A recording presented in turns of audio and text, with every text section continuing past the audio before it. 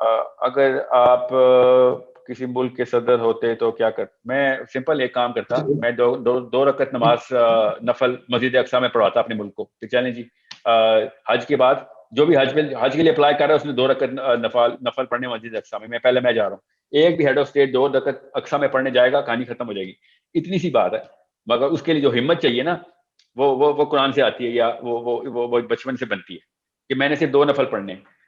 جب Henry Kissinger نے کہا تھا نا کہ میں سینکشنز لگانے آیا ہوں شاہ فیصل کو، تو شاہ فیصل نے کہا تھا میں مان لیتا ہوں تمہاری ساری باتیں، کوئی ٹینشن ہی نہیں ہے، بس مجھے مسجد اقصی میں 2 نفل پڑھنے دو. ہینری کسنجر اسٹارٹڈ سویٹنگ کہ یہ کیا تو نے بات کر دی یار، تو نے تو نہ کرنے کی نیت کی ہوئی ہے، میں تیرے لیے آفر کر رہا ہوں. یہ ہینری کسنجر جو امریکن فارن منسٹر تھا، اس وقت میں تجھے آفر کرنے کے لیے آیا ہوں، تو سینکشن کے اوپر یہ کہہ رہا ہے میں نے 2 نفل پڑھنے ہیں. حالانکہ کیا تعلق ہے 2 نفل پڑھ لے گا اگر شاہ فیصل تو جا کے. It is a bigger statement کہ now we call this as part of our qibla کہ yeah, this is something which is as important to us because وہاں پہ پھر آپ you conquered it. If your head of state is there, you conquered it literally. So اگر Erdogan میں اتنی وہ تھی، باتیں بہت اچھی آتی ہیں سب کو کرنی، تو جا کے 2 نفل پڑھ لینا مسجد اقصی میں. ہر روز مسلمان پڑھ رہے ہوتے ہیں، کینیڈا سے مسلمان جاتے ہیں مسجد اقصی میں پڑھتے ہیں، آپ کیوں نہیں 2 رکعت نفل پڑھ سکتے؟ اب کعبے میں تو چلے جاتے ہیں جی اپنے عمرہ کرنے، مسجد اقصی میں بھی چلے جائیں 2 نفل پڑھنے. وہ کون سا اسرائیل میں ہے، وہ فلسطین میں ہے. Why can't they go there? Because they know what it means. And that's what I'm trying to tell you کہ if anyone was with enough faith کہ مر جانا ہے، میں نے بھی ایک دن، مجھے سمجھ نہیں آتی 70 سال کے بعد ان کو کون سی لالچیں بیٹھی ہوئی ہیں اگلے سال مر جانا ہے. ایک 30 سال کا لڑکا تو چلو پھر تھوڑا لالچی ہوتا ہے کہ یار ابھی پتہ نہیں کتنی لائف پڑی ہے. یہ 80 سال کے بندوں کو پتہ نہیں کون سی لالچی ہوتی کہ نہیں میں مر نہ جاؤں. مسجد اقصی میں نفل پڑھنے سے کون مارے گا آپ کو؟ The safest place for a Muslim leader is مسجد اقصی. اس کو تو اسرائیل خود سیکورٹی دے گا، کوئی یہ نہ کہیں مر جائے. مگر نہیں، انہوں نے نہیں جانا وہاں پہ نفل پڑھنے. اتنی سی بات ہے کہ جو ان سے ہو نہیں رہی. کوئی مجھے اسی لیے وہی بات ہے نا، ایک عام سے مسلمان کو جس کو تھوڑی سی بھی سیرہ کی سینس ہے، ان کو ان سب کے مولوی صاحب سے لے کے پولیٹیشین تک کسی پہ کوئی اعتبار نہیں ہے. یہ باتیں ہی ہیں ساری یار، بس اچھی بینر لگا لیتے ہیں اور 1 منٹ کی سائلنس پوری کر لیتے ہیں. So دوسرا کوشچن ہے why Israel is not feeling the pressure of other countries in spite of being very small state. اسرائیل پہ کون پریشر ڈال رہا ہے؟ یہی تو مسئلہ ہے. اسرائیل کا جو پریشر ابزاربر ہے نا، شاک ابزاربر، وہ امریکہ خود ہے. اسرائیل پہ کیوں پریشر ڈلے گا؟ اسرائیل تو پریشر ڈالتا ہے امریکہ پہ جا کے. کیوں؟ بیکاز 5-7 امریکہ میں صدر کیسے بنتا ہے آپ کو یہ پتا ہونا چاہیے. امریکہ میں صدر ایسے بنتا ہے جو دنیا میں ہر جگہ ویسے ہی بنتا ہے کہ الیکشن کیمپین کے پیسے کون دے گا بھائی؟ الیکشن کیمپین کون فنڈ کرے گا؟ 8-9 ڈفرنٹ انڈیکیٹرز ہیں نیو یارک اسٹاک ایکسچینج کے. وہ انڈیکیٹر جو ہے نا پیچھے انڈسٹری بیکڈ ہیں. انڈسٹری جو ہے نا وہ پیچھے سے فائنینس کرتی ہے کسی بھی صدر کو کہ بھائی ہمارے لیے کیا ریلیف دے گا. سمپل سا پروسیس ہے، اس میں کوئی بڑی بات نہیں. کیپٹلزم کا بیسک تحفہ ہے.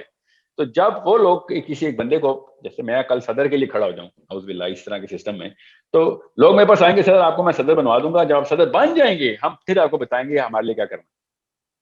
اور آپ کو انلیگل کام نہیں کریں گے، بس ایک لا پاس کروا دینا کہ یار پیٹرول کا اتنا ٹیکس بڑھا دیں یا whatever اتنا دے. اتنی سی بات ہے. سو جیسے ہی ایک اوباما، یا جیسے اوباما کی مثال لے لیں، جب اوباما صدر بن گیا تھا، دوسرا الیکشن لڑ رہا تھا مٹ رومنی کے ساتھ، تو Benjamin Netanyahu literally went to America and slapped Obama in his speech in the White House کے باہر گارڈن میں کھڑے ہو کے کہ اس کس قسم کے جاہل آ جاتے ہیں، ان کو پتہ ہی نہیں ہے ہسٹری کا. لٹرلی ایسے بولا ہے. How ignorant is this man who doesn't even know the basic history کہ جوز کیوں اتنا لڑائی کر رہے ہیں. کیونکہ اس نے کیا کہہ دیا تھا اوباما نے. آپ ذرا اس اوباما کی شکل دیکھنا وہ ڈاکیومنٹری میں، ٹھیک ہے، کوئی تفصیل ہی 2-3 گھنٹے کی پوری فلم انہوں نے اس کے اوپر بنائی ہے لائیو سب کچھ. اوباما کی ہوائیاں اڑی ہوئی ہیں اور وہ پریشانی سے دیکھ رہا کہ میں کیا کروں. کیوں؟ کیونکہ الیکشن سر پہ تھا. مٹ رومنی کے ساتھ جا کے مل بیٹھا ہے بینجامن نیتن یاہو. اور بینجامن نیتن یاہو کے پاس کیا پاور ہے؟ جتنا بھی فائنانس لابنگ الیکشن کیمپین کا ہوتا ہے پیچھے سے وہ جوش لابی کر دیتی ہے. تو وہ الیکشن کیسے جیتے گا؟ ووٹ تو خریدنے پڑتے ہیں. جتنے بھی یہ ڈنر ہوسٹ کرتے ہیں فنڈ ریزنگ کے، وہ تو ٹیبل ایک پلیٹ $8,000-10,000 کی خریدی جاتی ہے کسی کہ وہاں پہ وہ ڈنر پہ آئیں گے اور اپنی طرف سے انڈورس کریں گے کہ یس وی آر ود یو.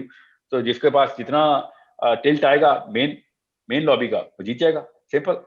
تو اگلے الیکشن کے لیے کر رہے ہوتے ہیں. اس لیے تو میں ڈیموکریسی کے خلاف ہوں کہ یہ 5-5 سال کی ٹرمز دیتے ہیں. اگلے الیکشن کے لیے ابھی سے تیاری ہو رہی ہے، پہلے دن سے ہی اگلے الیکشن کی تیاری ہو رہی ہوتی ہے. یہ this is the grade. This is why any sane person would be like, yeah, how can you possibly think you're sincere to the bigger cause because you're just about yourself. Naturally تو election ہی نہیں جیتے گا اگر اگر تجھے وہ والے فائنینسر ساتھ نہ ہوئے تھے. So this is a problem everywhere. So Israel basically اپنے مومنین کی بنا کے اوپر, جو دنیا میں مومنین پھیلے ہوئے ہیں اس کے, ان کی کتاب کے ماننے والے, ان کی بنا کے اوپر وہ پریشر ڈالتا ہے. اسرائیل کو کوئی خاص سیاست نہیں آتی, ان کے اپنے مومنین اپنے کاز, اپنی کتاب سے سنسیئر ہیں. 80 لاکھ مومنین ہیں ان کے خالی. ہمارے 1.5 ارب جو ہے نا وہ منافقین. اس لیے کوئی ایک بھی بندہ سر اپنی سوچ رہے ہیں, اپنے بہن بھائی اور اپنے بچوں کو انگلینڈ سیٹل کروں گا میں.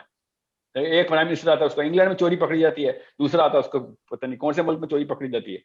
So the problem is Israelis are all about the book and the nation. Muslims are all about themselves and their families. That's it. خاندانی مذہب اسلام, یہ ہے مسئلہ. ہم نے چھوٹے چھوٹے زائنزم بنائے اپنے گھر کی باؤنڈری کے. انہوں نے ایک بڑا زائنزم بنایا ایک اسرائیل کے اوپر باؤنڈری لگانے کا. سمپل, اور تو کوئی فرق نہیں ہے. جس قوم میں جتنے مومنین ہوں گے, تو عمر بن خطاب کو ابو عبیدہ بن جراح نے کہا ہمیں کمک بھیجو. آئی تھنک روم کے ساتھ لڑائی تھی, روم کے ساتھ لڑائی تھی کہ امیر المومنین ہمیں کمک چاہیے, کمک. تو عمر بن خطاب نے خط واپس لکھا کہ کمک کیوں دوں میں تمہیں, ان لوگوں کو دعوت دو جو فوج میں تمہارے خلاف لڑنے آئے, ان کو دعوت دو. یہ خط لکھے ہیں عمر بن خطاب نے, اور ساتھ نیچے نوٹ لکھا ہے کہ رول کیا ہے, جنگ جیتنے کا رول کیا ہے. عمر بن خطاب نے کہا کہ دو فوجیں جب جنگ کے لیے آمنے سامنے ہوتی ہیں, تو جس فوج کے گناہ کم ہوتے ہیں اللہ تعالیٰ اس کو فتح دے دیتا. حضرت خالد بن ولید نے جب ابو عبیدہ سے کہا, جب وہ ڈیموٹ ہو گئے تھے نا, تو جب وہ لڑائی کے لیے گئے, تو خالد بن ولید نے کہا کہ میں اکیلا جاؤں گا یہ 6 لاکھ بندوں کے. I am going to be a single person, let me fight alone. تو ابو عبیدہ نے کہا کہ خالد کیسی باتیں کر رہا تو اکیلا کیوں جائے گا؟ تو انہوں نے کہا کہ آپ نے نبی علیہ السلام کی حدیث نہیں سنی کہ جو ایمان سے قاصر ہے وہ مردہ ہے. یہ تو مرے ہوئے لوگ ہیں, میں تو زندہ ہوں. آپ کو پتا ہے 60 بندے ملے تھے ان کو, کیونکہ انہوں نے ایک کی بجائے 6 نیگوشیشن چلی ہے خالد بن ولید کی, 6 ملے گئے 6, اور ابو عبیدہ نے کہا نہیں 6 بھی توڑے ہیں. پھر 60 بندے گئے تھے, 60 بندے پھر کمرے جوڑ کے کھڑے ہو گئے تھے ایک دوسرے کے, تاکہ پیچھے سے وار نہ ہو سکے, اور وہ سرکل بنا کے وہ سرکل فوج کے اندر انٹر ہو گئے. اور انہوں نے وہ درگت بنائی تھی ان کی, جس گنیز بک میں ہوتی ہے. اگر اس وقت گنیز بک ہوتا, ابھی بھی ہمارے پاس کتابوں میں سب ویلیڈیٹڈ وار ہے. What I'm trying to tell you is حضرت عمر بن خطاب نے بیسک رول بتایا تھا کہ اگر ایک قوم کے بندے مومنین سے زیادہ ہیں, وہ قوم اللہ فتح دے رہے ہیں اس کو. ایک قوم میں مومنین کی تعداد کم ہے, اللہ تعالیٰ اس کو پسپا کر رہے ہیں. ان کی قوم اپنی کتاب کے مومنین میں, خود سوچیں کس طریقے سے کیا خوبصورتی سے نظر آ رہی ہے, وہ اپنی کتاب سے سنسیئر ہو گئے, ان کو فتح مل رہی. اللہ تعالیٰ کی کتاب ہم نے زمین پہ پھینک دیا, ہمیں پسپائی مل رہی. اور وہ کیسے زمین پہ پھینکتے ہیں؟ بات سمپل, امی ابو بچے کو کہتے نہیں یہ کتاب پڑھنے والی نہیں ہے. Simple, I swear to you, ایک بندے کو تلوار اٹھانے کی بھی ضرورت نہیں ہے. یہ پیسوں کی لڑائی ہو جانی تھی خالی. اسرائیل تلواروں سے نہیں, پیسوں سے جیت رہا ہے. We were fighting a wrong war here. We supposed to conquer their minds and fortify our own walls through financing our own Muslims. But no, we're not going to do that. ایک کر کے ایک concept of اسلام کو taboo بنایا جا رہا ہے. آپ کو پتا نا, ایک ریگولر مسلمان جو کہ یونیورسٹی میں پڑھ رہا ہے, اس کو قرآن پاک کی تعلیم نہیں ہوئی, اس کو 50-60% قرآن ٹیبو کر دیا گیا, الرجک کر دیا گیا. نہیں یہ قرآن میں ہے ہی نہیں, یہ مولوی کے سازش ہے کوئی. میں خالی جہاد کی بات نہیں کر رہا ہوں, اب پردے کی آیتیں بھی آؤٹ کر دی ہم نے. سب سے پہلے جہاد آؤٹ کیا تھا, اس کے بعد پھر ہزار اور مسائل ہیں جس کو ہم ڈیلیوٹ کر کے اس کو نلیفائی کر رہے ہیں قرآن پاک کو.